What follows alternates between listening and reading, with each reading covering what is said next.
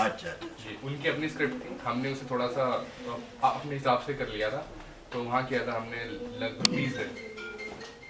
किस प्राइस दिन में मैं रहता हूँ मोतिया खंड में। मोतिया में रहते हो? जी, मैं डबल स्टोरी मोतिया खंड डबल स्टोरी डीडी फ्लैट्स। हाँ अच्छा अच्छा डीडी वो पीछे बने हैं। जी जी और लोहा मंडी थी यहाँ पहले। किसी हाँ का हाँ, पहले। बहुत टाइम पहले बहुत थी पहले, सर, लोहा बहुत मंडी पहले थी। थी लोहा मंडी। अब तो सारे घर हो गए। हाँ मैं तब वहाँ रहता था। ओके। कीमती नंद जी को जानते हो? वो वहीं रहते हैं आपके मोतिया खान में। इनके मम्मी पापा जानते होंगे, बहुत सीनियर। हाँ ऑब्वियसली फैन। तो आपके टोटल कितना ग्रुप है आपका?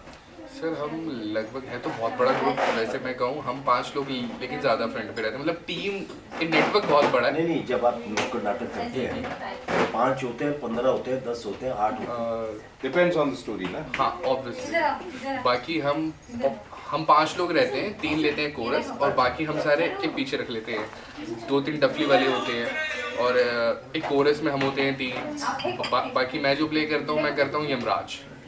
हाँ जी, यमराज जो चित्रगुप्त होता है। हाँ हमारे 2 कैरेक्टर, एक होते हैं एक चाचा भतीजा होता है और बाकी हम बना लेते हैं, एक चोटी वाला होता है मालिक और एक होता है नौकर, जो हम ज्यादातर करते हैं अपनी साइड से। वो थोड़ा कॉमेडी। हाँ जी हाँ जी। Very good. और हम जब करते थे नाटक आग है, नाटक पानी, नाटक दौलत और जवानी, नाटक ताता तैयार, नाटक देखो, ऐसे करते थे। तो हम नाटकबाज लोग थे ना। तो वही भी याद है। अपना आप नाटकबाज।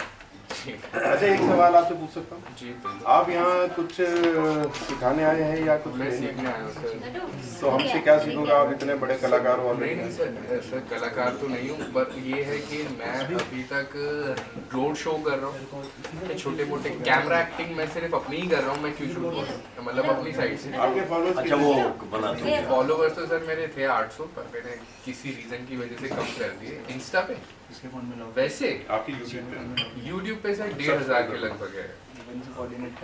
मोनेटाइज हो गया? मोनेटाइज नहीं हुआ है एक्चुअली। क्या है, मैं रेगुलर नहीं हूँ, मेरा सप्लीमेंट्स का काम है अपना, मैं डील करता हूँ सप्लीमेंट्स के अंदर, प्रोटीन सप्लीमेंट्स। सो काम पैसे मत दो। अच्छा कार्ड दे देखा, मैंने कहा मैं रिश्वत लेता ही नहीं, लेकिन भाई साहब सो क्या है कि काम कब मिलता है, मैं अकेला बंदा हूँ घर में करने वाला, तो मैं बहुत ज़्यादा काम नहीं कर पाता। आपको पता है आप अकेले नहीं हो, भगवान के साथ है, तो 2 बंदे हैं। अरे सर अगर आप अपने ऊपर ले लोगे तो बहुत तकलीफें आ जाएंगी भाई साहब। तो उसी के चलते कभी काम मिल जाता है तो हम करते हैं, बाकी स्टोरी राइटिंग और थोड़ा बहुत लिख लेता हूँ अपने शौक से, तो वो औरों के काम आ जाता है कई बार। तो मेरे को उसका कुछ मिल जाता है, वो मुझे दे देते हैं कि हाँ भाई चलो ये स्टोरी अच्छी है, ये स्टोरी अच्छी है। अभी तक जो भी करा है हमारा छोटा सा अपना प्रोडक्शन हाउस है। एडिटिंग मेरे को आती है, फिल्म मेकिंग मतलब पूरी आती है, VFX अपना है, सारे आर्टिस्ट अपने ही हैं। हम नुक्कड़ शो करते हैं एक्टिंग सीखने के लिए, फिल्म मेकिंग और वेडिंग में करते हैं थोड़े ये पैसे कमाने के लिए। अच्छा आप क्या प्री वेडिंग्स वगैरह भी करते प्री वेडिंग वगैरह भी करते हैं। हैं? अच्छा है। आपने नाम क्या बताया? अंकित सर। अंकित। आपके ग्रुप का नाम भी अंकित? एकांत। चलो जी बहुत अच्छा है, मेरी बहुत शुभकामनाएं। सबका आशीर्वाद ले लोगे तो आपकी जिंदगी सफल है। सर वो मैं हमारा एक मेरे साथ मित्र है, वो भी नुक्कड़ नाटक करते हैं आजकल। जब हम करते थे तब भी वो करता था, श्याम शर्मा उसका नाम है, और वो रहता है साईबाबाद। तो मैं इसलिए पूछा था कि आपका ग्रुप का ऑफिस कहाँ है आपका? ये ऑफिस सर मेरा स्टोर है होटल मोतिया खान में। अच्छा आप ही ये जो ग्रुप ये नुक्कड़ नाटक जो है आप ही के सौजन्य से है, एकांत और ये सब? हाँ। ओके, ऑल इन ऑल मतलब आप ही? सर मैं हूँ, मेरे साथ एक और है भाई, मेरा फ्रेंड है, हमने स्टार्ट किया था, हम काम उठाते थे कि आप दे दो, हमारा नेटवर्क बहुत स्ट्रॉन्ग है तो हम कर लेंगे लोग इकट्ठा। तो ऐसे ही फिर बनता गया, फिर धीरे धीरे करके थोड़ा नेटवर्क अच्छा हो गया। तो जब भी इलेक्शन आती है ना तो हमारे पास काम बहुत आ जाता है। अरे वेरी गुड। दिल्ली में और मंडी हाउस से भी काफी जैसे थिएटर्स होते हैं प्ले, तो उनके अंदर पर प्ले का मेरा एक थोड़ा सा रहता है कि मेरे को स्टैंडिंग प्रॉब्लम है, थोड़ा सा हक लगता है, तो मैं कभी स्टेज नहीं करता जानबूझकर, क्योंकि किसी का प्ले खराब ना हो जाए। और मेरे को ऐसे ही रिग्रेट होता है सर फिर के बीच में फंबल आ गया। जब आप प्रैक्टिस करते हो इतनी सारी, आप गाना गाओगे तो रुकोगे नहीं कभी, है ना? नहीं उसमें नहीं रुकता है। तो फिर राइट, डायलॉग में भी कैसे रुकोगे? वो आपको लग रहा है ऐसा? कैमरा पर ठीक रहता है सर, कैमरा पे मैं रिहर्स करके आपने कभी सुना है कि डर के आगे जीत है? ट्राई करके देखते हैं। कोई डायलॉग याद है? जब आप नुक्कड़ नाटक कर डायलॉग, लेते हाँ सर आप मुझे भाई साहब आप देखो स्टेज पे तो ऑडियंस से इतनी दूरी है, आप वहाँ गलती भी कर दोगे तो कुछ नहीं होगा, नुक्कड़ में गलती करोगे क्या पता पकड़ ले कोई आपको। नुक्कड़ में सर क्या है कि मैं स्टार्टिंग से कर रहा हूँ तो मेरे को डर नहीं लगता उसमें, और मुझे लगता है कि उसमें गलती होती भी नहीं है मुझसे, क्योंकि मैं जब देखो आपने Prepare जब कर लेता सोच हूँ। लिया कि आपसे गलती होगी तो दुनिया की कोई ताकत आपको रोक नहीं सकती कि गलती ना हो। जब आपने ये सोच लिया, अच्छा अब जैसे कि एक्टिंग लाइन कोई आसान काम है क्या? बड़ा मुश्किल है भाई, बहुत सारे पापड़ बेलने पड़ते हैं, लेकिन फिर भी हम करते हैं।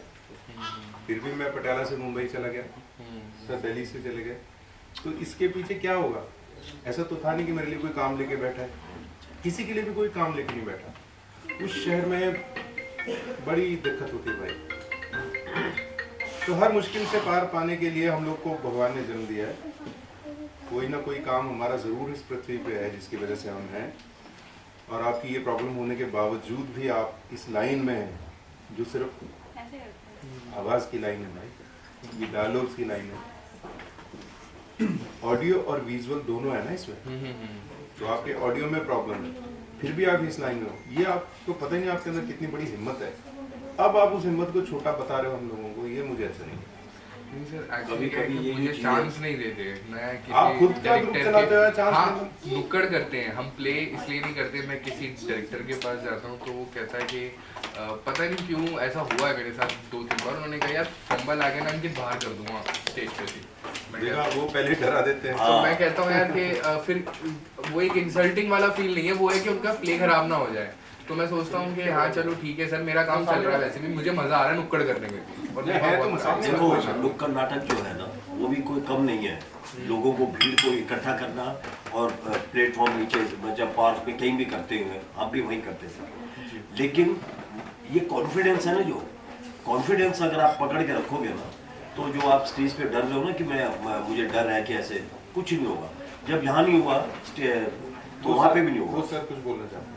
सर मैं भाई के लिए कहना चाहता हूँ, जैसे जिस भी डायरेक्टर ने बोला, मतलब मुझे तो लगता है वो ये तो क्वालिटी हर कोई स्टैमर भी नहीं कर पाता, वो तो कैरेक्टर ही तुम्हारा स्टैमर वाला बना दे, हाँ, उसी को वो प्लस पॉइंट कर दे, उसको प्लस कॉमेडी कर दे, वही उसी को मेरे लेके आप प्ले में कॉमेडी खेल कैरेक्टर सकते हो। स्टैमर करता है, हाँ। क्या हो गया? ये तो फिर इनको अपनी स्क्रिप्ट तैयार करनी पड़ेगी ना। अगर मान लो मैं किसी स्क्रिप्ट में लेके बैठा हूँ, उसमें कोई है ही नहीं ऐसे किस्म का टाइप कैरेक्टर, तो फिर मेरे लिए भी चैलेंजिंग है। मान लिया सर, मतलब just to motivate him I am saying कि एक प्ले में बहुत सारे कैरेक्टर्स होते हैं, एक कैरेक्टर स्टैमर करता है।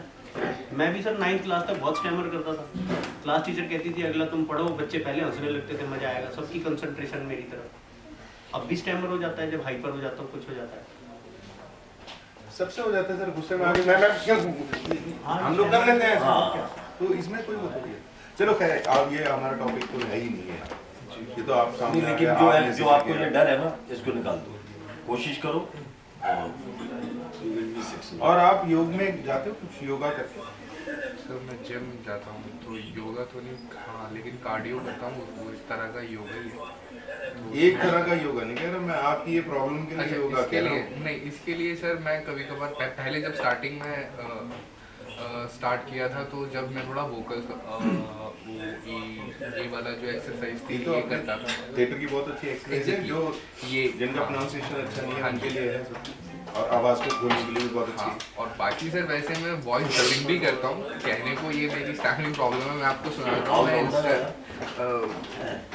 वो मतलब मैंने इसको पूरी तरह से अपने हिसाब से ढाल रखा है कि मैं अपने आप को कैसे समझा सकता हूँ कि परफेक्ट है। तो मैं आपको सुनाता हूँ। कितने साल से करना है? मैं सर 2019 वैसे तो मैं कर रहा हूँ 2016 से, पर 19 में मैंने चैनल स्टार्ट किया था यूट्यूब। ये जो नुक्कड़ नाटक है 2016 से? नहीं, नुक्कड़ नाटक हाँ 17-18 से। 17 साल। फंस गए यार, ये दुनिया हमारे लिए बनी ही नहीं है। सीधा साधा दिल में उम्मीदें, बेहिसाब मेहनत और कुछ छोटे छोटे ख्वाब थे अपने, खो गया यार सब। चला किया नहीं आएगा सही वक्त पर। काश यार थोड़े से समझदार होते तो ये सब नहीं होता। इस तरह के और भी बहुत अच्छा डर, अच्छी आवाज है।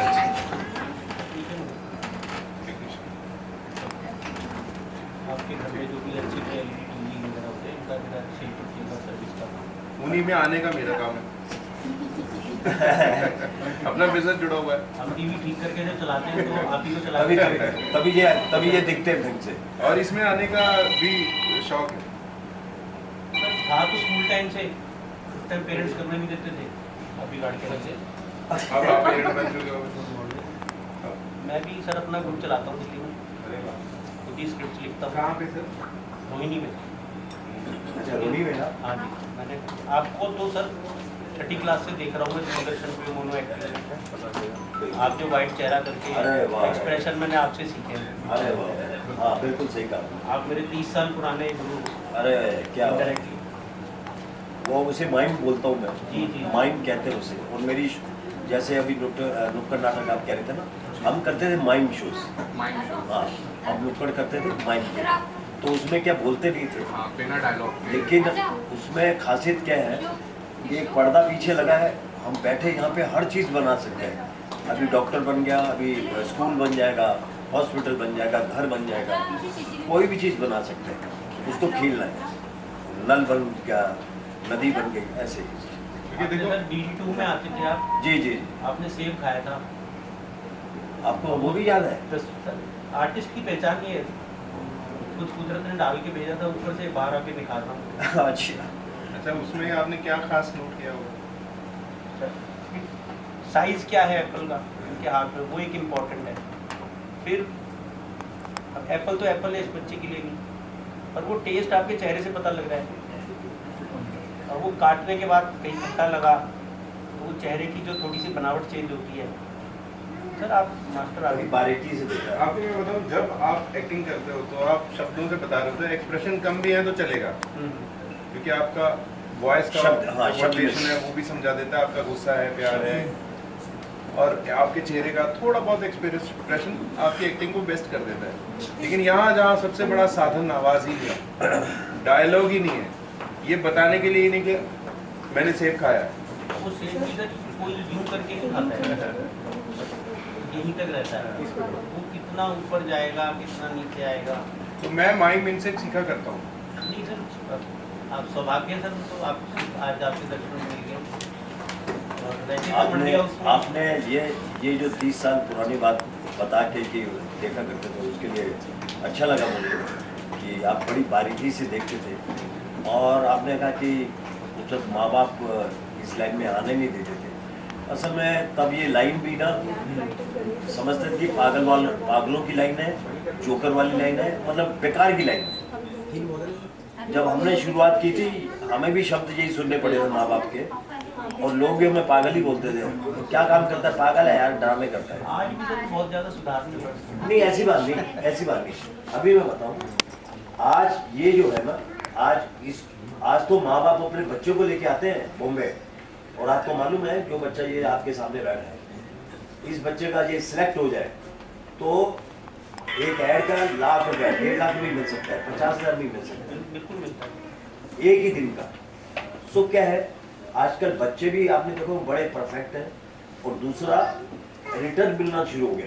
Yes. आपकी जो भी एज है, अगर आप शुरू करेंगे नाटक तो कहेंगे सर आप मतलब पहले क्या किया, आपने कहेंगे मैंने अभी शुरुआत की, तो वो हंसेगा पहले तो कि इस एज में क्या करेंगे आप। लेकिन कोई पता नहीं है, ये लक जो है ना, कोई आपका कैरेक्टर किसी हीरो के साथ वो देखे कि किसके फादर ये फिट बैठ रहे, और या किसी एड में क्लाइंट पे डिपेंड करता है, क्लाइंट ने आप ही को पसंद किया।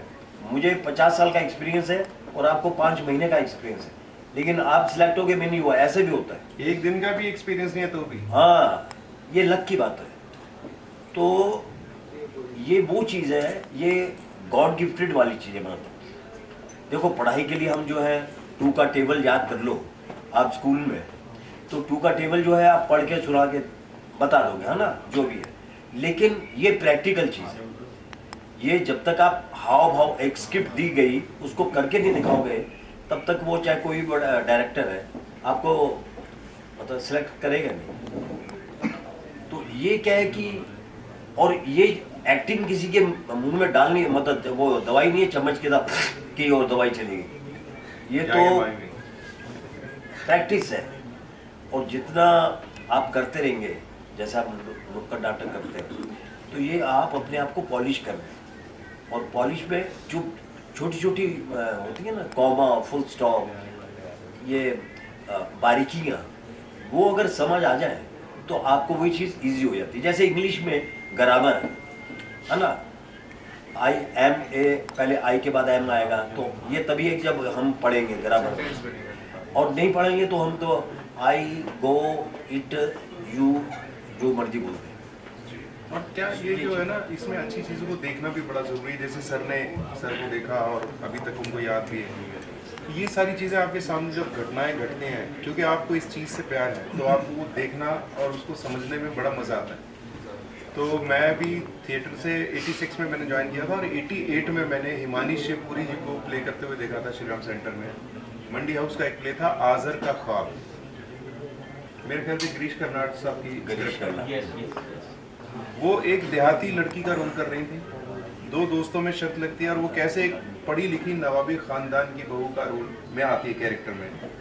वो जो चेंज था वो मैंने देखा, और मुझे उस दिन समझ में आया कि मुझे ये करना है, इतना खुलना है, इतना अच्छा करना है। तो ये चीज़ें देख के आपके अंदर जो आपको इंस्पायर करती हैं ना, तब मज़ा आता है। तो मैं एक दिन ऐसा भी आया, मैं हिमानी जी के साथ शूटिंग कर रहा था, फिर उस दिन मैंने उनको ये बताया कि मैंने आपका आज़र का ख्वाब देखा, और उस दिन मुझे लगा कि एक्टिंग करो तो ऐसे करो, नहीं तो मत करो। तो ऐसी चीज़ें देख के आपको जब इंस्पायर करती हैं तो आप बहुत कुछ ले जाते हैं। एक चीज़ और है सर, कैमरा इसलिए करना है क्योंकि एक 30 सेकंड बोलूँगा, उसके बाद तो एडिट मार दूंगा, सब छुप के कर लूँगा मैं, लोगों को अच्छा ही तो दिखाना है।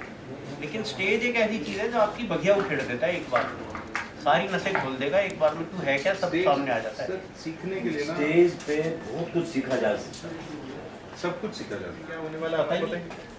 और वो भी ये कहते हैं बस तू बोल दे। नहीं, वो क्या होता है, वो जो लाइंस होती है ना भाई साहब, उसमें सब कुछ होता है आपका कैरेक्टर, वो समझ में आ जाता है, तो लाइन भी निकलती है और सब कुछ हो जाता है। लेकिन ये डायरेक्टर्स जो हमारे, मैंने देखा है मोस्टली जो समझदार डायरेक्टर्स है ना, वो बता देते हैं कि इससे पहले ऐसा हुआ था, ये वहाँ से हुआ था, ऐसा हुआ था, और ये आपके पास अब पहुँचा है, और आगे इसका वो होने वाला है। तो इस तरह से समझाया जाता है, लेकिन आपको नहीं समझाया तो वो उनका पागलपन है। ठीक है सर, एक्सपीरियंस था। नहीं, मैं असल में क्या है, वो आपने सही कहा, जब तक चाहे कितना बड़ा एक्टर हो, अगर हम भी, आप हैं, मैं हूँ, आप भी सीरियल कर रहे हैं, मैं भी कर रहा हूँ, एक ही सीरियल कर रहे हैं, आपको उन्होंने डिटेल में सब बता दिया कि इससे पहले जो आप कोरस टाइप है, गुस्से वाले हैं, ये है, वो है, आपका बर्बाद हो गया पैसा, ठीक है ना, आपको और हमें दे स्क्रिप्ट, सर आ जाइए और ये बोल दीजिए। अब बोलना तो ईजी है, लाइनें लिख के बोल दिया, लेकिन किस वे में बोलनी है वो बड़ा जरूरी है। तो और वहाँ पे एक ही सेंटेंस है ना, उसके कई वेव्स है, समझना बहुत जरूरी है। और क्या होता है वहाँ पे, वो वाला फॉर्मूला काम आ जाता है गुरुओं का सिखाया हुआ, कि वो जो लाइंस होती है ना, वो मुर्दा लाइंस होती हैं, उनको जिंदा करना आपका काम होता है। बिल्कुल सही। अब उसने नहीं भी बताया तो आप अपनी लाइन को जिंदा करो, फिर वो कहेगा आप गलत कर रहे हो, तो बोलो आपने ये क्यों लिखा, फिर सर शब्द का कोई भाव नहीं होता, भाव नहीं होता। मैं कैसे पढ़ के कैसे बोल रहा हूँ बस। वो मेरे ऊपर डिपेंड है, लिखे हुए वर्ड का कोई भाव नहीं है। अब जय माता की दीवार पे लिखा हुआ है, आप कैसे पढ़ रहे हो ये आपकी भावना पे। नमस्ते जी। Oh my God! अरे ओ माय गॉड, जो गुजराती बने थे वो जो मारवाड़ी वो राजस्थानी उसकी मूर्ति लेके जाते, बिल्कुल आपने पहचान लिया। Oh my God। आपकी फोटो देख के आ गया, वरना आता नहीं। चलो thank you sir, thank you, आपने मुझे, सही में अरे आइए कर, चेहरे की भी जान पहचान और है क्या? धन्यवाद आपका स्वागत है। टीम खींच के लाएंगे, वो मज़ा नहीं आता जब तक आपके दिल की आवाज़ नहीं बोलती, ठीक है ना। और देखिए कालका जी से चल के आए रुपिंदर कुमार सर, रुपिंदर जी ने, क्या करते हैं आप? मैं रेलवे से रिटायर्ड, कोई काम नहीं है। तो ऐसे लोगों के लिए तो एक्टिंग है, मैंने सुना है। क्या जो कोई नहीं करता। जो करते ही रहो बस, पूरे साल में कोई न रेस्ट न छुट्टी, टिकट किसी को या कंट्रोल लाइन। अच्छा, तो कमाई वाला नहीं था ना आपका? हाँ? कमाई वाला पोर्शन नहीं था। कमाई जो तनख्वाह मिलती थी वही है। नहीं, मैं क्या टीसी होते तो अपन पिक्चर प्रोड्यूस कर सकते थे सर। मैं तो अपने फायदे की बात करूँगा। टिकट कलेक्टर स्टार्ट क्या कर लो, स्टार्ट हाँ ये आइए सर प्लीज। ओ क्या बात सर। आइए सर प्लीज आइए। थिएटर का आप लोगों की आप हमारे रंग कर सिनेमा के पर्दे पर फोटो ही दिखती अरे ये क्या है। सर, आ जाओ बेटा, आप भी आ जाओ। चलो सर सामने सर इधर से आ जाओ, आप इधर से आ जाओ, इधर हाँ से कोई नहीं वहीं पे सर के साथ हाँ ये करा इधर आ जाओ। ये हमको फोटो मिलेगा? बिल्कुल मिलेगा अरे मिलेगा तभी तो खींचे ये ऐसे करे ना जैसे हाँ ये सर प्लीज। क्यों यार? चलो जी, बहुत बढ़िया। अब मैं रिक्वेस्ट करूंगी हमारी मैनेजमेंट टीम से कि please big round of applause for them।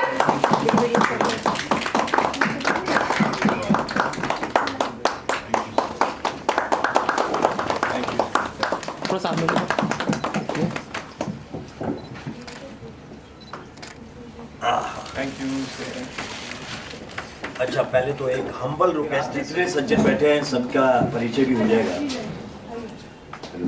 मैं बनवारी झोल मेरा नाम है, दिल्ली बेस्ड हूँ और दिल्ली में ही मेरा बर्थ हुआ और दिल्ली में ही लालन पालन पढ़ाई चढ़ाई हुई। लेकिन और मैंने भी जो शुरुआत की स्ट्रीट शोज माइम के थ्रू हम किया करते थे। हमारे डायरेक्टर थे आलोक राय। तो ये जो कीड़ा है ना एक्टिंग का, ये ऐसा कीड़ा है जो कि जब तक वो कीड़े को बाहर ना निकाले मज़ा नहीं आता। अब कईयों की मजबूरी होती है कि माँ बाप चल पढ़ एक्टर ड्रामा करेंगे तो पिक्चर, सो वो सुनने को मिलता तो वो फिर कहता अच्छा ठीक है। और किसी की ये मजबूरी होती कि आर्टिस्ट बहुत अच्छा है लेकिन बैकग्राउंड उसकी मजबूरी ये है कि घर में अकेला वही है, अगर कमाए नहीं तो रोटी कहाँ से खाए। तो रोटी सबसे पहले ज़रूरी होती है घर के लिए, इसलिए आदमी को कई और पापड़ बेलने पड़ते हैं। लेकिन मैं जो मानता हूँ एक्टिंग जो है ये गॉड गिफ्टेड है, भगवान की देन है। लाखों लोग हैं उसमें से किसी को ऐसा आर्ट मिलता है कि जो इस लाइन में आता है। बेटा एक मिनट चुप। अच्छा हेलो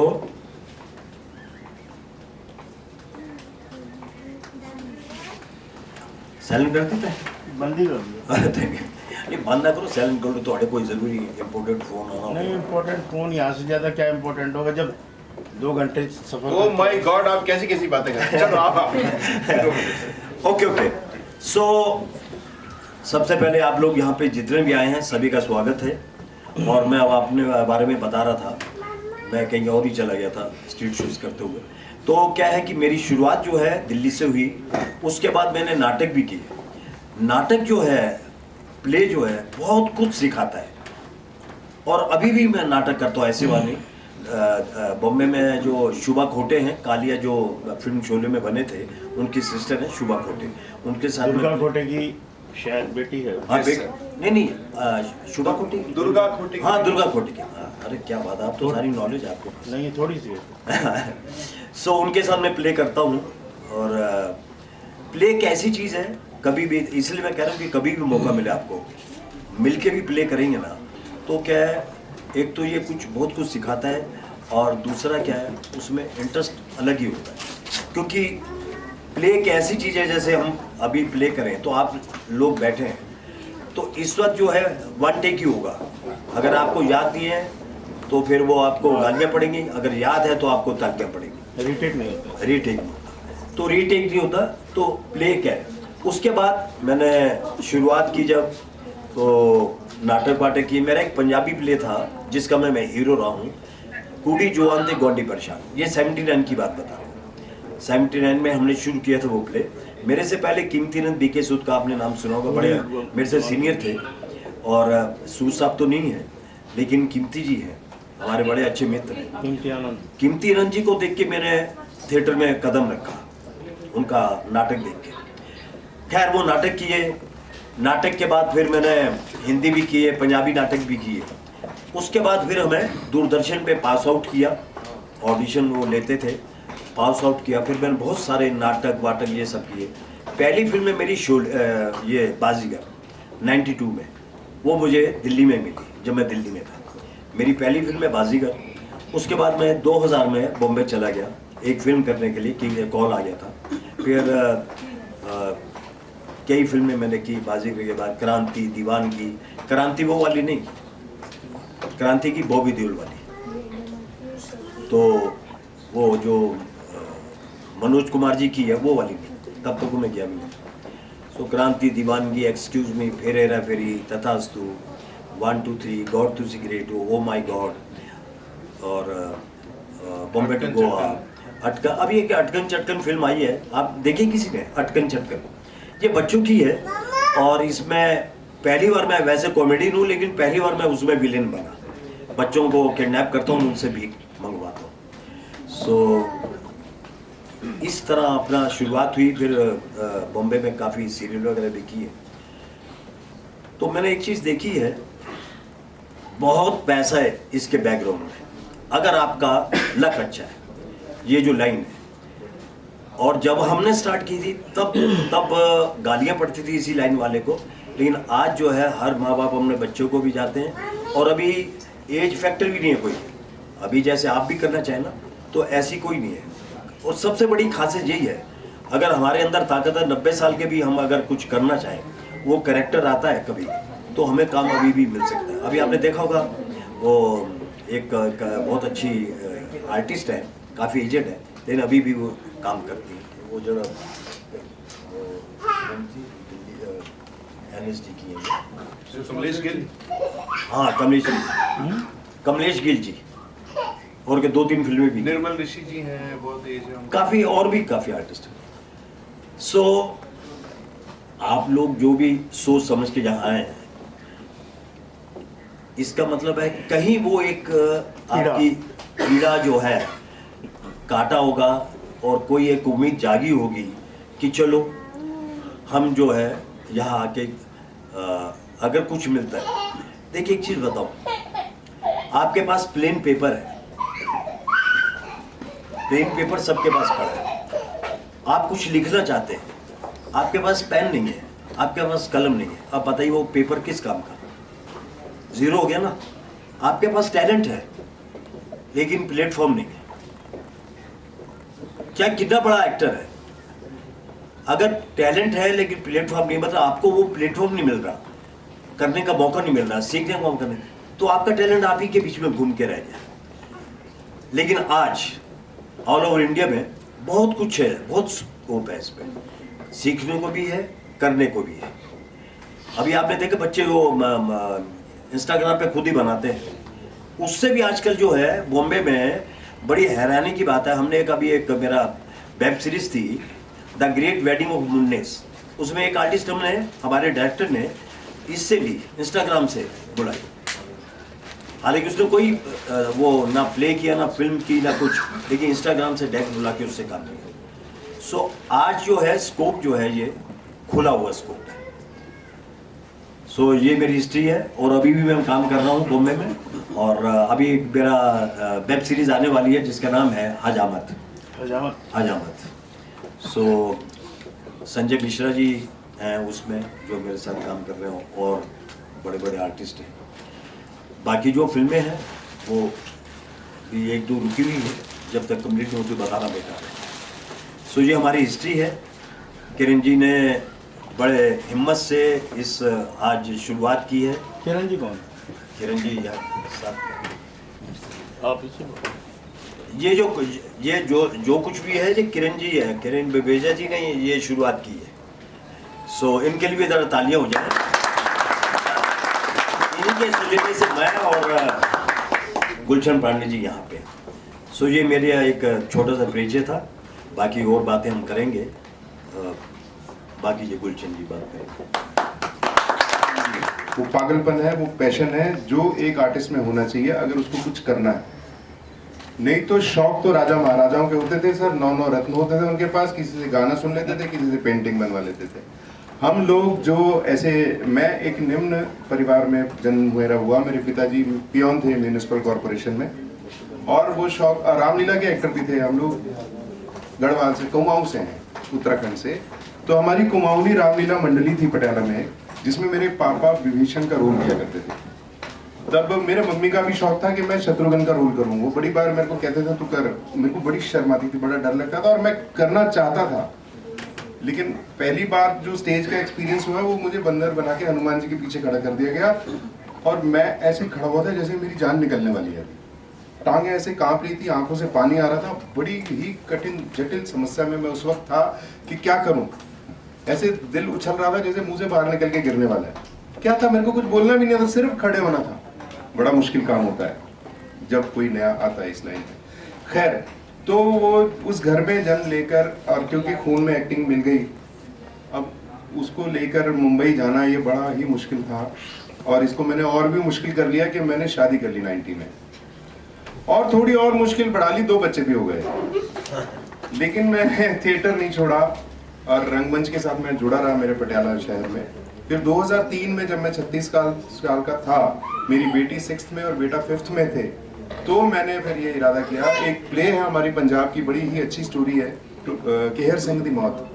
अगर कोई पंजाब से है तो शायद उस किस्से को जानता हो। बड़ा एक 2nd वर्ल्ड वॉर के टाइम की ये स्टोरी है। तो उसमें केहर सिंह का कैरेक्टर मैंने किया, तो उसको बहुत सारे लोगों ने इतना सराहा, तो कहते तू बॉम्बे जा। आजकल पंजाबी पिक्चरों के बहुत बड़े स्टार हैं, राणा रणबीर, उन्होंने मुझसे कहा गुलशन तू बॉम्बे जा, तू रे क्या करना है। तो फिर मैं गया मुंबई, ये सोच के कि राम गोपाल वर्मा को ऐसे चेहरे चाहिए होते हैं जो हैंडसम नहीं दिखते, जो अलग भीड़ से नहीं दिखते, भीड़ के ही दिखते हैं, लेकिन वो नेचुरल चेहरे होते हैं। तो मैं राम गोपाल सर से मिलने के चक्कर में गया मुंबई में, मिला, खैर अलग बात है। लेकिन मैं ये कह रहा था कि ये जो पागलपन है, अब सोचो जिसके 2 बच्चे हों, जो शादीशुदा हो, उसकी अपनी जिंदगी फिर क्या है। वो अपनी जिंदगी नहीं बनाता, फिर वो सोचता कि अपने बच्चों की जिंदगी कैसे बनाई जाए। तो ये बातें मैं सिर्फ इसलिए नहीं कह रहा कि आप मेरी तारीफ करें, मैं इसलिए कह रहा हूं कि बहाना नहीं होना चाहिए कभी भी किसी के पास। बहाना आपको कभी कुछ करने नहीं देता साहब। ये सब बहाने, मेरे पास पैसे होते तो मैं वो कर लेता, मेरे पास ये होता तो मैं वो कर लेता, मेरे घर में लाइट होती तो मैं पढ़ाई कर लेता। वो खंबे के नीचे बैठ के भी कई लोग पढ़े हैं, लेकिन वो दिन में क्यों नहीं पढ़ते थे, ये बात मेरे समझ में नहीं आई कि रात का क्यों इंतजार था। अकेला दिन में वो कोई काम करते होंगे सर, अकेलापन होता सर वो दिन में कोई काम करते होंगे, जिनके घर में लाइट नहीं है, दिन में वो कोई काम। तो वो ऐसा किसी ने मेरे आगे सवाल किया था तो मेरे ये जवाब ध्यान में आया। खैर, ये मैं कह रहा था कि बहाना नहीं होता, जो कुछ बनना चाहते हैं उनकी जिंदगी में, वो जो आपकी प्रॉब्लम है वो भी बहाना लगती है। मैंने स्टेज पर एक ऐसे बच्चे को डांस करते हुए देखा जिसके दोनों पैर नहीं थे। इससे बड़ा बहाना है आपके पास? नहीं है साहब।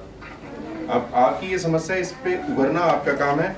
आप योग की शरण में जाएंगे, ये 100% ठीक हो जाएगा। वो सर का भी एक्सपीरियंस है, ठीक किया हुआ सर ने। तो खैर, मैं फिर आता हूँ अपनी कहानी पर कि जब आप निकल पड़ते हैं किसी भी जुनून को लेकर, वो जुनून की हद तक होना चाहिए, शौक से नहीं हो सकता कुछ भी। जब तक आपने उसको जुनून नहीं बना लिया, पागल नहीं हो गए, तब तक नहीं होएगा। तो एक्टिंग मेरे समझ से सिखाने से ज्यादा एक्सपीरियंस की चीज है। अब वो एक्सपीरियंस आप देख के भी कर सकते हो। कोई जरूरी नहीं कि आपने एक्टिंग सीखी है तो भी आप एक्टिंग कर सकते हो। आपने एक्टिंग देखी होती है, लोग मिमिक्री कैसे सीखी शुरू हुई होगी, ऐसे ही तो शुरू है कि उन्होंने देखा होगा कि शाहरुख खान करता है, हो जाता है। लेकिन जब आप परफॉर्म करने आते हो तो इन चीजों से थोड़ा ऊपर जाना पड़ता है, क्योंकि शाहरुख खान ऑलरेडी इंडस्ट्री के पास एक होता है, दिलीप साहब ऑलरेडी होते हैं।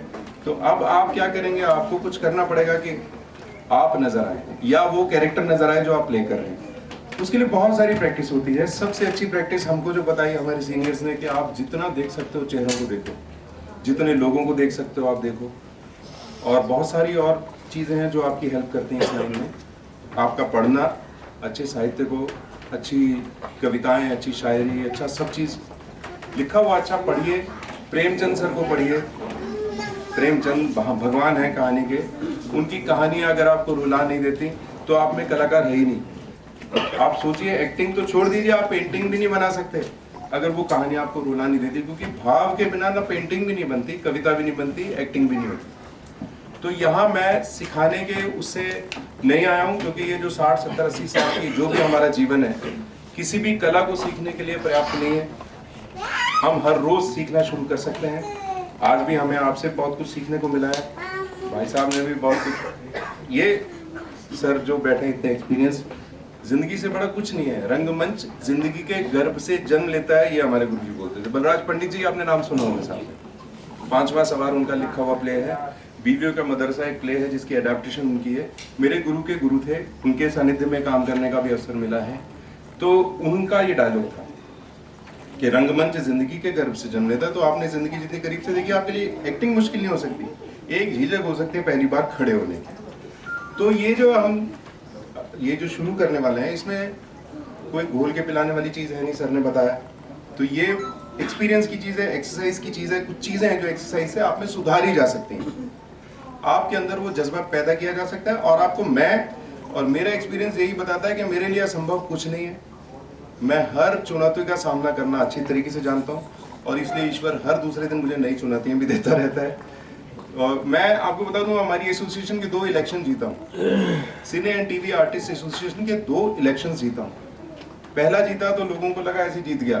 दूसरी बार हमारा मुकाबला ओमपुरी साहब की टीम के साथ था। 13 मेंबर्स की टीम इलेक्शन लड़ती थी, 13 जीत के मेंबर बनते थे, लड़ते 100-150 लोग थे।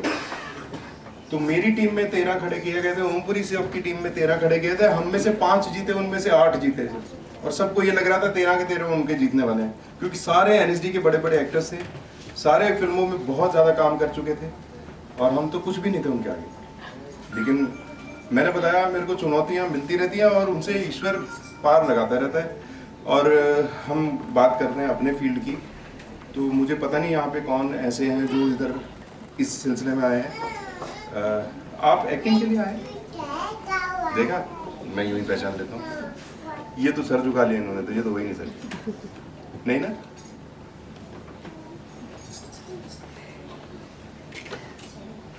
आप?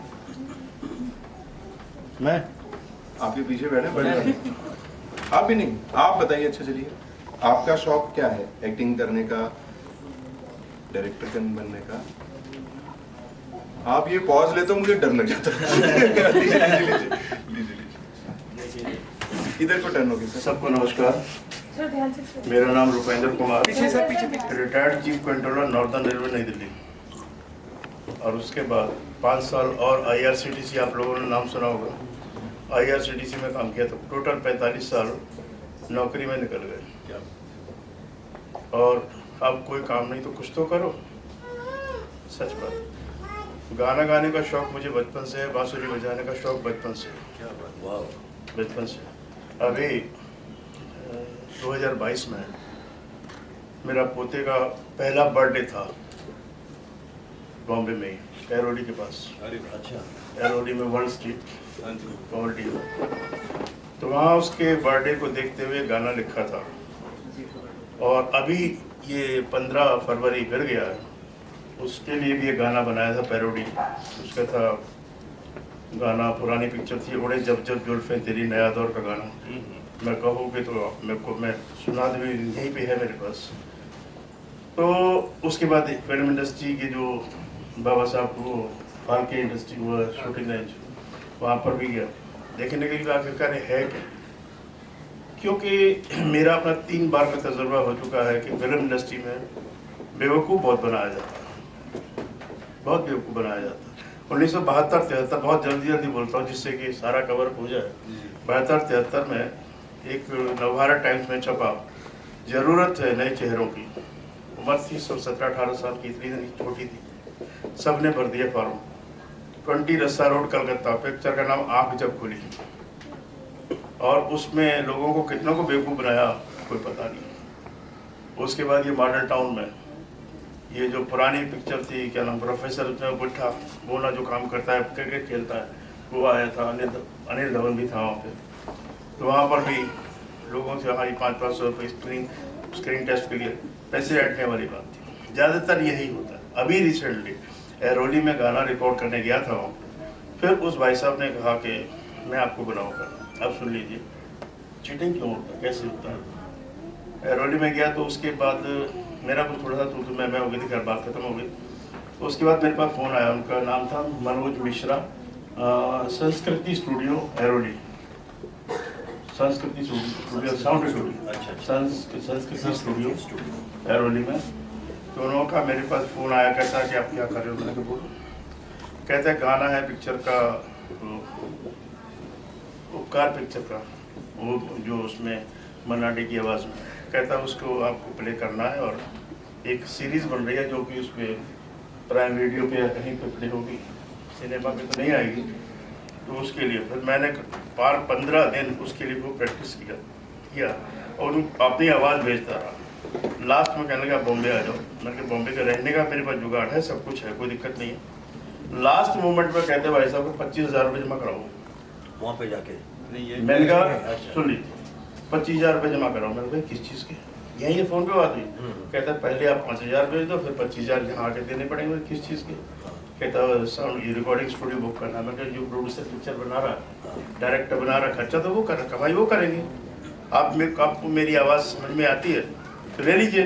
कहते नहीं आपको चांस देंगे। ये इस तरह चीटिंग बहुत ज़बरदस्त होती है। तो इस एक चमक की दुनिया है। तो आपने वो 25,000 दिए कि नहीं दिए? गया ही नहीं। बहुत बढ़िया, बहुत अच्छा नहीं है। उसके बाद दोबारा अभी गया 15 फरवरी को नोएडा में रिकॉर्ड किया था गाना मैंने। और अगर आप कहोगे तो मैं प्ले कर 5-6 मिनट का गाना। आप कर लेंगे। तो इस तरह बहुत ज़्यादा होता है। आदमी करना सब चाहते हैं, कुछ अपने सोर्सेज नहीं होते या बैकग्राउंड नहीं है, और स्टेज पे खड़ा होकर बोलना ही एक बहुत बड़ी बात जो आपने कहा। कहाँ पे जाता है? बिल्कुल सही। वो बचपन से नहीं बचपन में अभी भी किसी भी आदमी को एक्टिंग करना तो बहुत दूर की बात है, सामने खड़ा कर दिए रो जाता है। जब इतनी खूबी नजर आती है तो बड़ी आदमी अच्छा साफ करते जरा शीशे के पीछे भी तो देखे, झींगुर की कीकड़ और कितने कीड़े मकोड़े उसके पीछे होते हैं, गंदगी कितनी की होती है। वाह बहुत अच्छी सही बात। शीशे के पीछे क्या है? बैक साइड में देखो ना, पर्दे के पीछे क्या है, बहुत कुछ। सर मैं आपसे भी 2 शब्द सुनना चाहूँगा। तो थैंक यू, आप बिल्कुल ऐसा मेरी आवाज़ थैंक यू।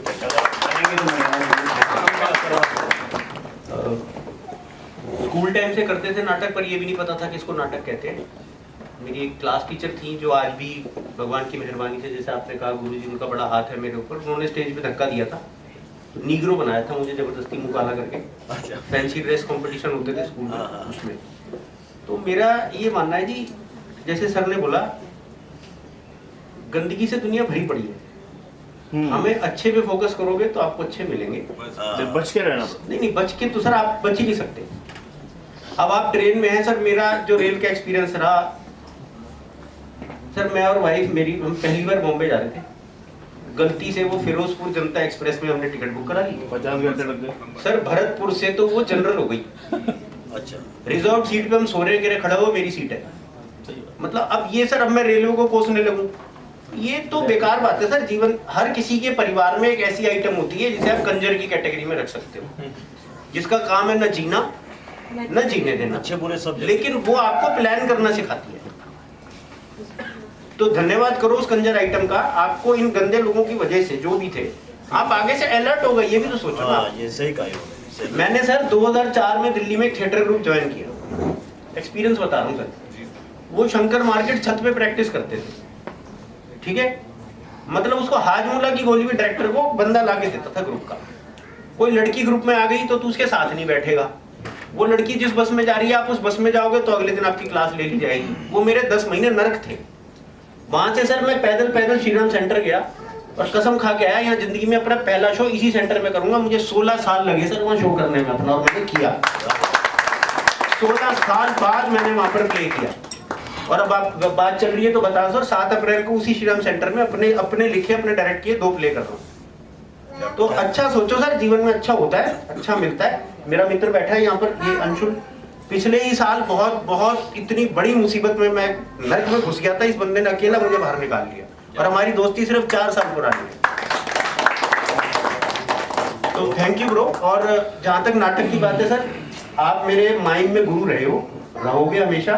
आपसे दर्शन की आपके एक उम्मीद थी, जो आज कुदरत ने पूरी कर दी, चाहे 1000 रुपए देके करी। पर अच्छा लगा है सर। सर आप आए, आपने तो मुझे देख लिया, दूरदर्शन में भी देखा, उसमें जी सर, आपको बहुत देखा मैंने, कीर्ति सर को बहुत देखा है, कीर्ति सर को बहुत फॉलो किया है। और मैं अभी भी मानता हूँ आपको सीखना है, पुराने लोगों से सीखो। हमारी दादी नानी को आज भी बच्चे का चेहरा देख के पता लग जाता है इसे क्या है, जिसे डॉक्टर मानने को तैयार नहीं होता और वो बच्चे को होता है। तो इन लोगों ने कहाँ से सीखा? इनके पास इनके जमाने में पता नहीं कौन सी NSD थी, कौन से ट्रेनिंग स्कूल थे, कुछ नहीं थे। कहाँ से सीखा इन लोगों ने? ये है एक्चुअल वो। आप मुझे तो सर वो सेब खा के दिखा देना माइंड में, मेरे 1000 रुपये पूरे हो जाएंगे। मैं केला भी खाऊंगा, सेब भी खाऊंगा। हाँ बहुत मतलब कमाल है। मैं एक बार जोरदार तालियां।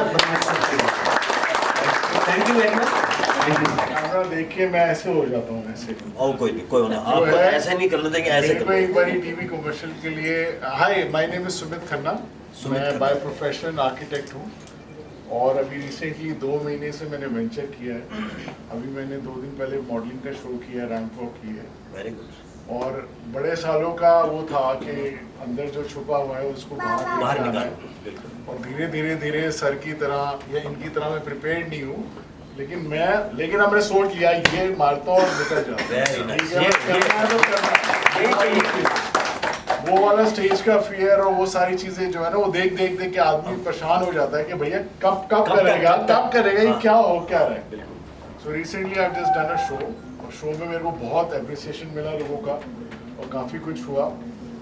और अंदर बहुत सारी चीजें हैं जो कि शेयर करना चाहता हूँ थ्रू एक्शंस, थ्रू अपने इम्प्रेशंस लोगों को बताना।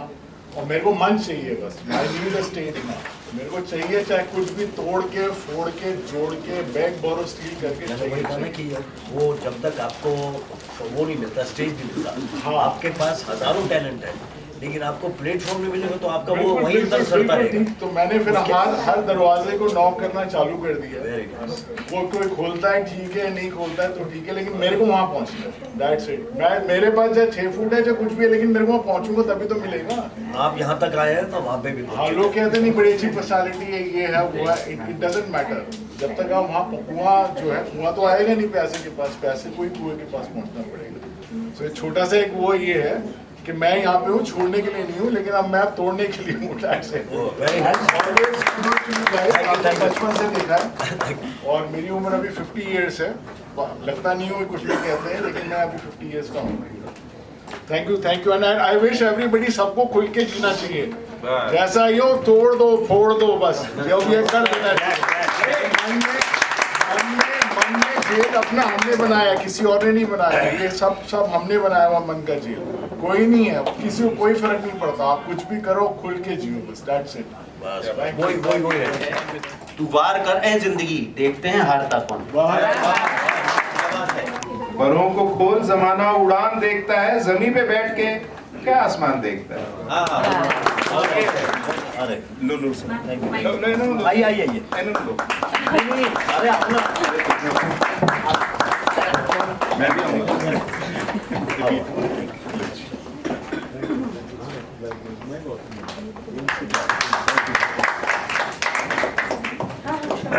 like to thank Himanshu for inviting me here, and I was his class teacher when he was doing his BBA.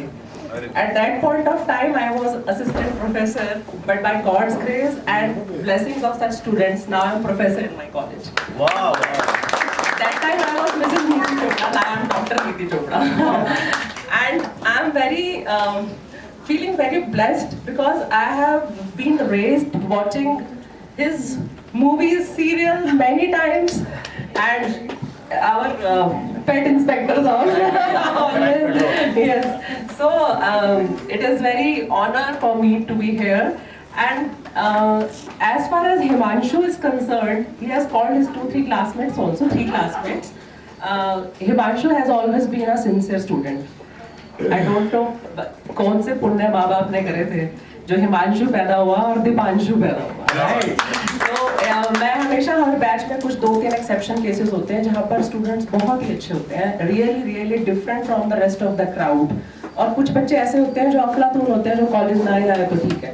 So I feel Himanshu was in that category where I used to think that his parents are really lucky to have him as their son. His father is having established business, but is still thought of doing something on his own, which was a very great thing. Matlab, he is having all back support with him, but still he was inclined towards studies only. That's something which really appealed me in Himanshu. Thank you, Himanshu. Parents ne I would like to ask something from you. Please. When you entered in this industry, what all challenges you have faced at that point of so mentally prepared?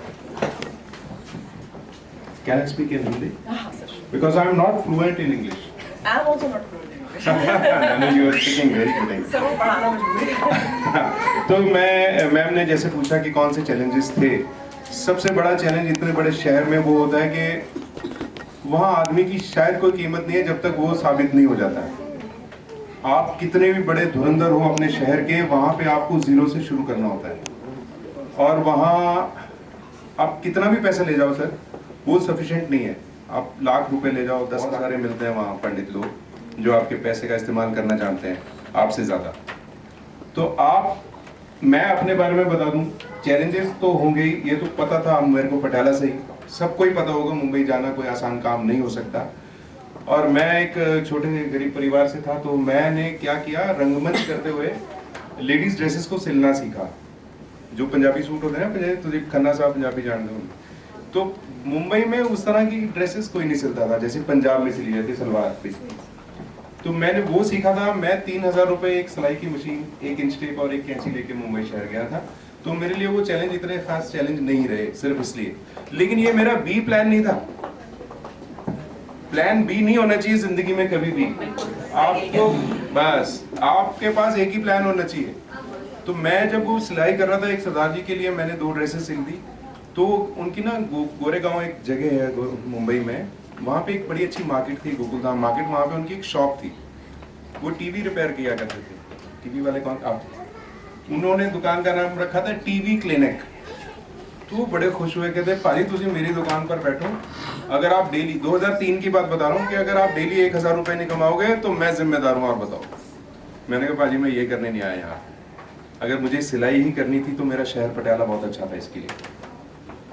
तो कहते मैंने बड़े लोगों को बर्बाद होते हुए देखा है। मैं कहा बर्बाद होने तो आते ही नहीं हम लोग, ये पता नहीं मैं जो बोलता हूँ वो भी होता जाता है। तो मैं ये बता रहा था चैलेंजेस रहेंगे, लेकिन आप हारने के लिए जा रहे हो या जीतने के लिए जा रहे हो ये डिसाइड यहीं कर लो। और अच्छा और इसके चक्कर में ये भी हो जाता है, लोगों के पास पैसा तो जितना भी ले जाओ, मैंने कहा खत्म हो जाता है कुछ ही दिनों में वहाँ पे। अब आप घर से मंगवाओगे तो घर वाले कहेंगे, वो डिस्कवरी भी देखते हैं ना कि अब तो जानवर भी टीवी पे आते हैं, तू कब आएगा, नहीं तो वापस आ जा। तो वो बड़ी सी समस्या है। तो ऐसा नहीं है कि आप कहोगे मैं मर जाऊंगा लेकिन नहीं जाऊंगा वहां, भूखा रहूंगा, ये रहूंगा, ऐसा नहीं होना चाहिए।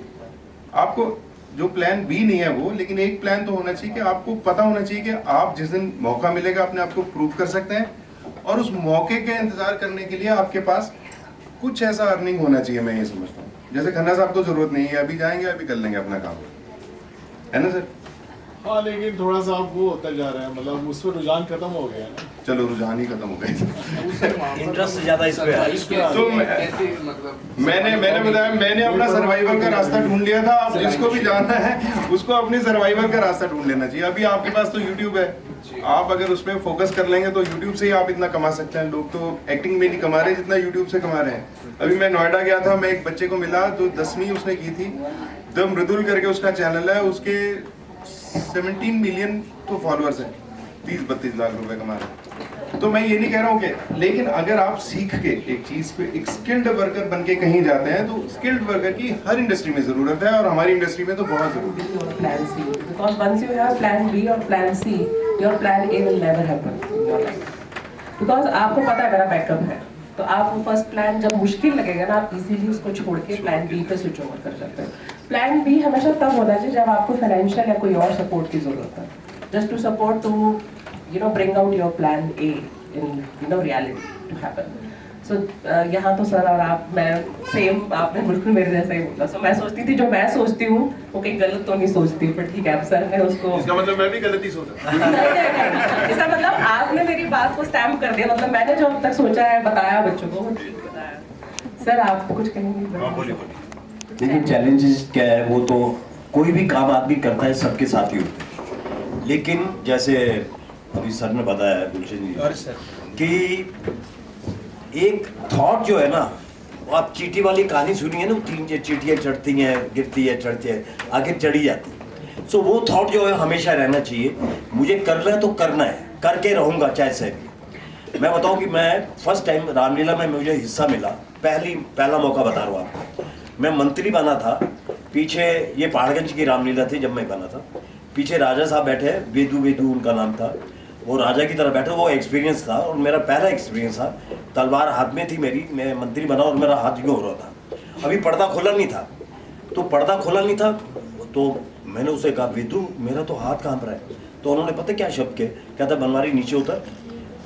डायरेक्टर के पैर छू गया, मैं गया सीधा पैर छुए, फिर मैंने स्टेज को छुआ और चढ़ा।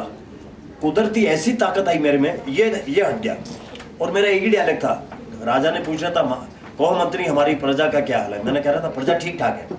तो मैंने कहा ये लाइन कहीं भूल ना जाऊं, बार बार रटे जा रहा था क्योंकि पहला एक्सपीरियंस था। तो जैसे उसने कहा कहो मंत्री हमारी प्रजा का क्या हाल है, मैं कहा महाराज प्रजा ठीक ठाक है। मैं कहा इससे पहले भूल जाओ जल्दी बोल दो। तो वो मेरा थ्रो जो है वो जो नाटक वाला थ्रो वो नहीं था, ये था कि बोल दो। आप बिलीव करेंगे उसी रामलीला पे तीसरे दिन मैं राजा बना था खुद, और वो जो डायरेक्टर बैठे थे सामने बोले थे ये वही है, प्रजा ठीक ठाक है। तो कहने का ये है चैलेंज तो हर चीज़ों की मिलती है, लेकिन हम मुकाबला हमें खुद करना है कि हम कैसे करते हैं। सो आप लोग भी यहाँ पे जो है ना, जैसे अभी रेवले से इन्होंने बताया कि मैं रिटायर हो चुका हूँ, लेकिन अभी भी इनको एक चोट जो गहरी लगी है। देखो चोटें तो हर जगह लगती हैं, जैसे आपने बताया और आपने बताया रेलवे की बात, लेकिन ये हमारे साथ भी हुआ जबकि इतना एक्सपीरियंस है, इतना करने के बाद भी हमें भी कई उल्लू बनाने वाले मिल जाते हैं, सर आप यहाँ जाइए, लेकिन दिमाग तो हमें दे रखा है ना ऊपर वाले ने। ये थोड़ी कि मैंने जो कहूँगा वही आप करेंगे, बैठ जाओ तो बैठ जाए, खड़े हो तो खड़े हो जाए, क्यों बैठो और क्यों खड़ा हो ये भी तो सोचना है ना, कोई मकसद है तभी।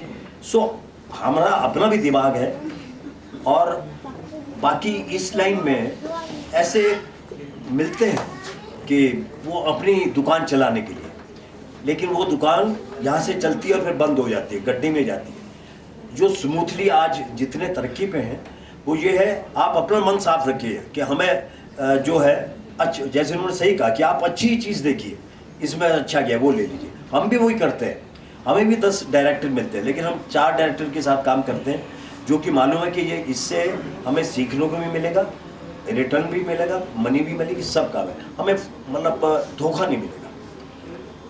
सो वो मत घबराइए कि हमें कहीं अचानक हमारी बस जिसमें जा रहे हैं कि आगे पता गड्ढे में ना गिरे, तो वो सोचेंगे तो नहीं भी झटका लेगा तब भी ऐसा लगा गड्ढे में जा रही है। सो ऐसी बात नहीं। और वैसे भी जो जैसे सर के साथ एक्सपीरियंस हुआ, जो लोग ऑलरेडी काम कर रहे हैं ना, उनके पास फुर्सत ही नहीं है नए लोगों को सुनने की या देखने की। जो कमाने के चक्कर में बैठे नए मुर्गे फंसाकर वही आप लोगों से कांटेक्ट करते हैं। तो ऐसे लोगों से हम लोगों को वैसे बचा रहना चाहिए। आजकल तो इतने स्कैम्स वैसे भी चल रहे हैं, आपको मोबाइल पे बहुत सारे लोग आ जाते हैं, आपको बैंक का मैसेज आ जाता है कि अपना KYC करा लो।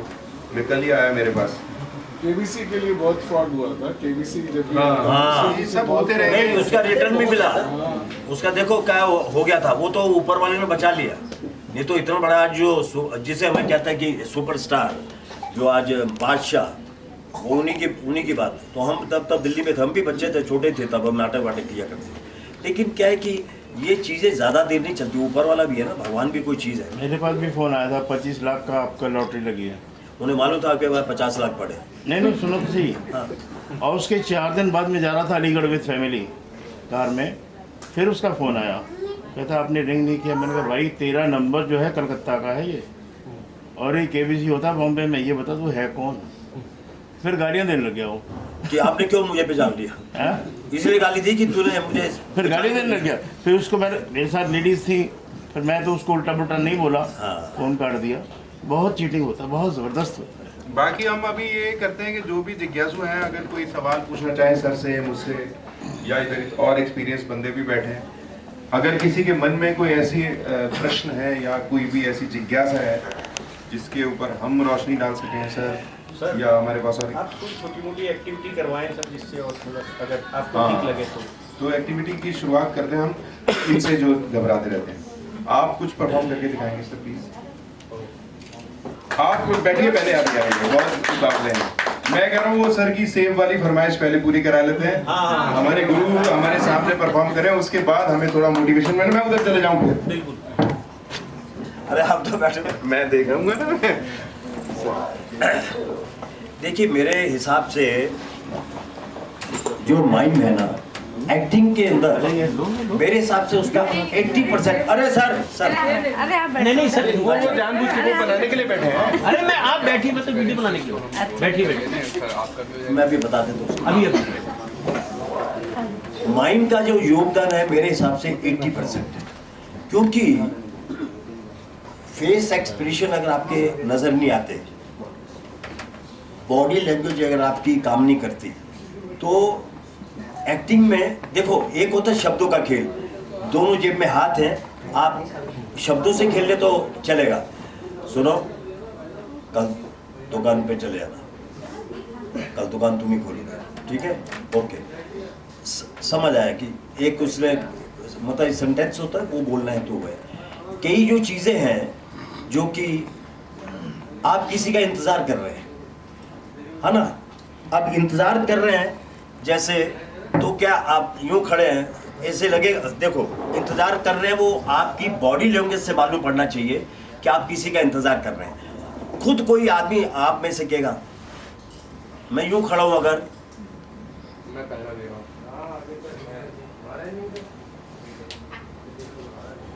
इसमें लग रहा है कि इंतज़ार कर रहा हूँ, तो इंतज़ार में क्या है, आदमी की बॉडी लैंग्वेज जब तक नहीं बोलेगी ना तब तक पता नहीं होगा। हर आदमी जाता हुआ कहेगा लगता है किसी का इंतज़ार कर रहा है, तो कैसे? पेशेंस लेस होगा वो, थोड़ा सा पेशेंस टाइम। किसी का इंतजार कर रहे हो सर? हाँ सही पहचाना। आप ही क्या कर रहा था, आगे आइए। उन्हीं का इंतजार था। अब वो सेब वाला तो अभी आ जाओ, सॉरी मैं तो कहीं और चले गया। तो देखिए माइंड है जिसमें आपके पास कुछ नहीं है, लेकिन अभी मैं जो कुछ करूंगा आप मुझे बता सकेंगे मैं क्या कर रहा हूँ।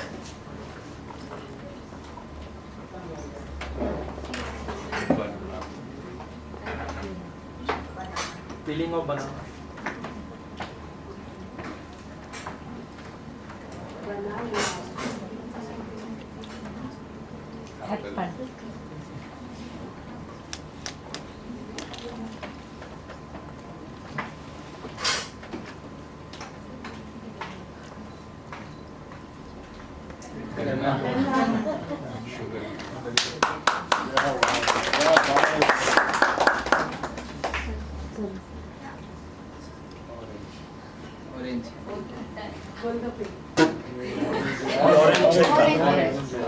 वो देखिए उसमें थोड़ा सा खेलना पड़ता है।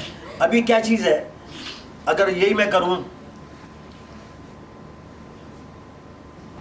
तो लगा केला खाया मैंने, यही मैंने सेब लिया।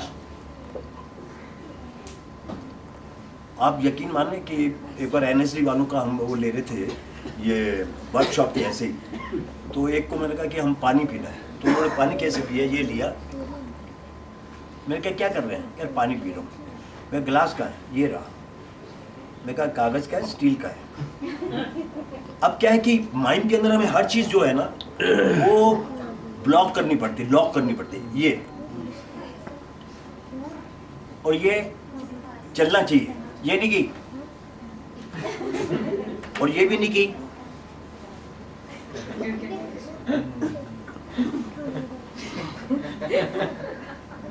कभी जा रहा है कभी आ रहा है। सो ये सब चीज मैंने आपका सही खा लिया।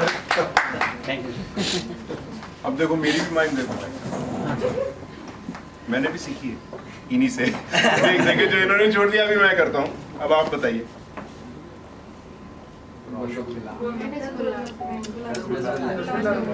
देखा, पहचान लिया मैंने, आदत तो कर ही दिया।